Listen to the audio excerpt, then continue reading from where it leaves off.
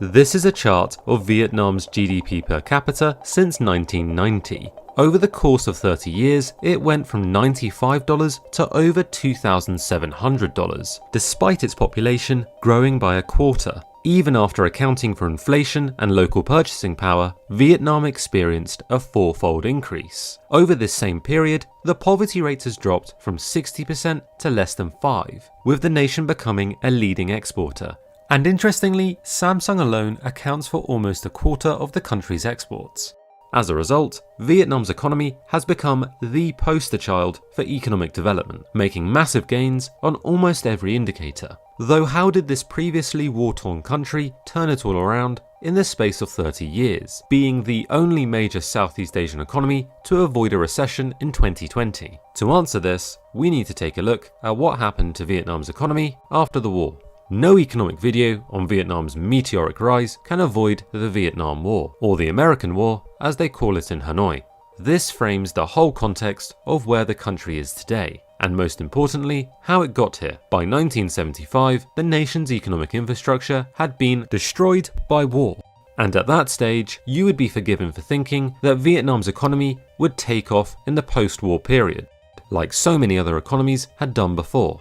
Unfortunately for Vietnam though, the country was one of the poorest on the planet, with communist 5-year plans, fixed pricing, and a focus on collectivized agriculture not exactly spurring a great economic awakening. For a long period, Moscow was Vietnam's largest trading partner, with the fully fledged communist nation joining Comecon, not to be confused with a convention hall filled with superheroes. Comecon, or the Council for Mutual Economic Assistance, was basically an economic organization to facilitate trade amongst like-minded communist nations, like Cuba or East Germany.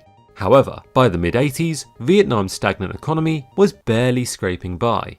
It had become clear that full-blown communism wasn't living up to the expectations, and so a new plan was launched, one which would prove fundamental to Vietnam's economic rise. Y Doi Moi was a game-changer. Putting my horrendous pronunciation to one side, the 1986 Doi Moi reforms, or renovation, was a broad-based economic transformation, focused on dismantling a planned economy and opening up a closed system to international trade. The original focus was on agriculture, and this makes perfect sense, considering a staggering 70% of the workforce worked in the fields, despite the nation still being a significant recipient of food aid.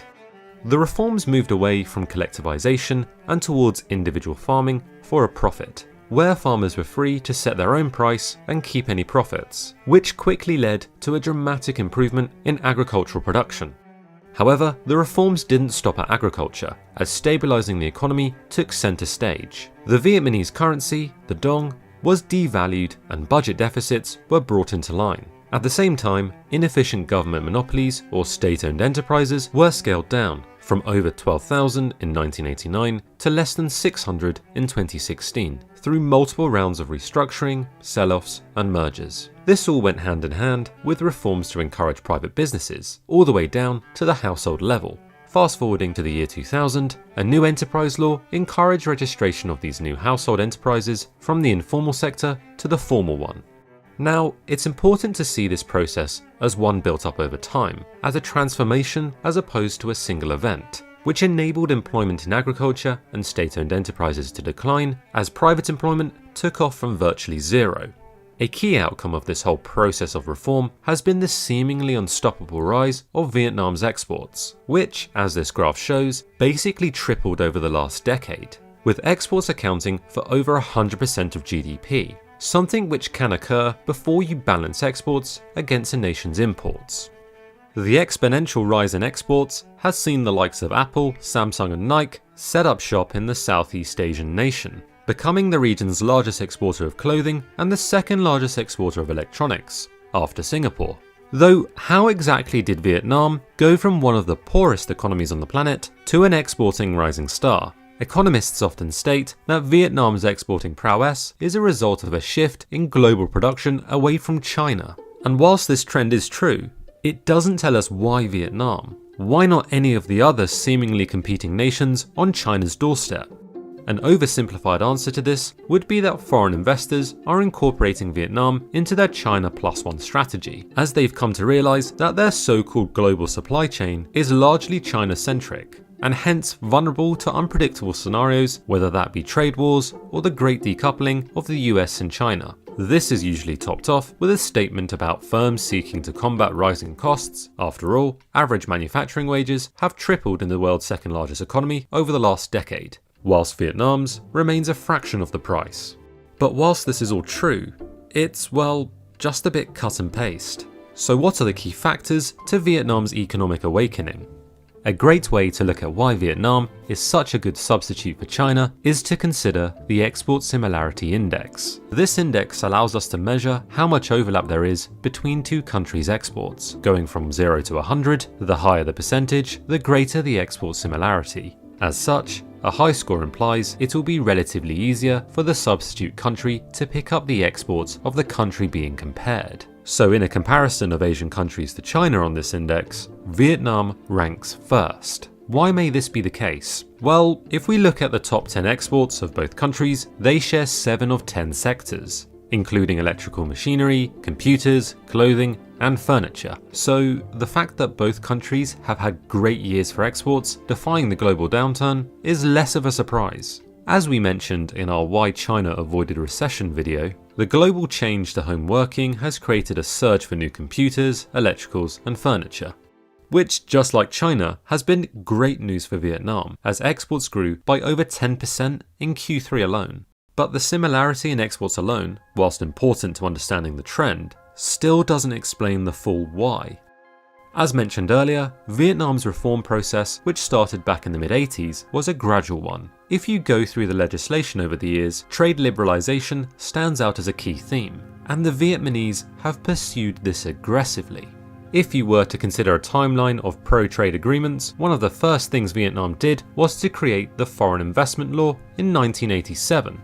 This enabled foreign-owned companies to enter into its closed domestic market. In 1994, the US ended its trade embargo on Vietnam, paving the way for it to join the ASEAN Free Trade Area in 1995. In 2000, it signed a free trade agreement with the US. And most importantly perhaps, it joined the World Trade Organization in 2007, which dramatically lowered tariffs to a host of countries. More recently, it signed the Regional Comprehensive Economic Partnership, an Asian-based free trade agreement covering a third of the global economy.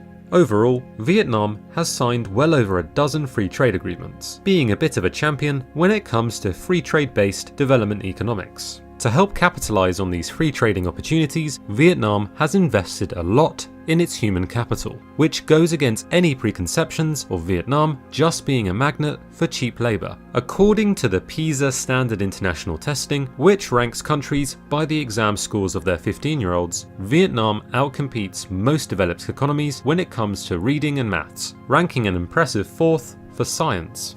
And investment in its population isn't just something based in the classroom. Vietnam's Human Capital Index has increased from 0.66 to 0.69 since 2010. This means that a child born today will be 69% as productive as he or she could be if they enjoyed a complete education and full health. Now, a score of 69 may not sound great, but this puts Vietnam first amongst all middle-income nations. And for context, the highest score in the world is 88, which is very much an outlier achieved by Singapore. And like so many other developing economies, Vietnam is tipped to benefit from an emerging middle class, something boosted by the nation's very high participation rate of 80%. Compared to only 65% in comparable developing countries. This high rate reflects the increased prevalence of women in the workplace at over a quarter more than the global average, an encouraging trend which points to broader-based economic opportunities. Now, all of this is good and well, with Vietnam making remarkable progress over the last 3 decades, but it's still a far way from achieving its economic goal of becoming a high-income country by 2045. So, what are Vietnam's key challenges? A lot of Vietnam's recent success has been based on positioning itself as a relatively cheaper manufacturing base. This has provided the jobs necessary to propel the nation's economy into middle-income status. However, Vietnam is still at a relatively early stage in this transition. This expansion in jobs is threatened by increasing automation, which is set to erode Vietnam's comparative advantage in cheap labour, creating a headache in more ways than one. Because, principally, Vietnam is still an agricultural-based workforce, with just under 40% working in agriculture, and less than a quarter of the workforce possessing an employment contract. This stark subdivide between the formalised and informalised economy is a trend which carries through to foreign direct investment. A common criticism is that it facilitates economic dualism. In many cases, foreign direct investment is largely void and separate from the local economy, with the bulk of the benefits yet to merge into the domestic market. And even Vietnam's success in exports has started to gather negative attention, particularly from the US, as Vietnam has the third highest trade surplus with the States, after China and Mexico. The US Treasury Department put the nation on a list of top 10 currency manipulators early in 2020, going on to launch a Section 301 investigation, which is the exact same process they used to place tariffs on billions of dollars of Chinese imports. Something which, if ever happened to Vietnam, could seriously dent any plans to move export-orientated manufacturing out of China to service the US market. Importantly, when it comes to many developing countries, a common theme is a young population which will present a demographic dividend, and for Vietnam, over the last 30 years, its population has grown by more than 25%. But the country actually has one of the fastest aging populations on the planet. On current trends, its elderly population, which is defined as those over 65, will double from 7 to 14% by 2035, at which point Vietnam will officially be considered an aged society. The pace of this change has economists worried, being 5 years faster than Singapore. So much so that Japan, the world's leading expert in how to handle an aging population, has set up a knowledge-sharing platform with the World Bank to help Vietnam manage this transition, which will be a huge undertaking for a country which is yet to fully tread the development path so many of its neighbours have done before it.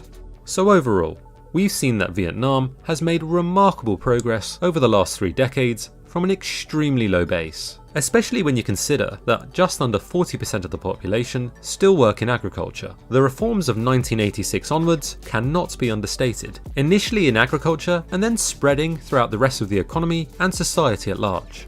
It would be an oversimplification to say that Vietnam's success has been built on an exodus from China, without mentioning what has made the nation so appealing, which includes its commitment to free trade, investment in human capital, and an emerging middle class. But there is a very real concern that Vietnam won't be able to follow the same development path as so many nations did before it, due to the challenges of automation, prospects of tariffs, and one of the fastest aging populations on the planet. And now, it's over to you. Do you think Vietnam will continue its export-orientated success? Will it be able to follow the same development model as so many nations before it? Let us know your thoughts in the comments below. If you enjoyed this video, please consider leaving us a like and subscribing. And as always, see you in the next video.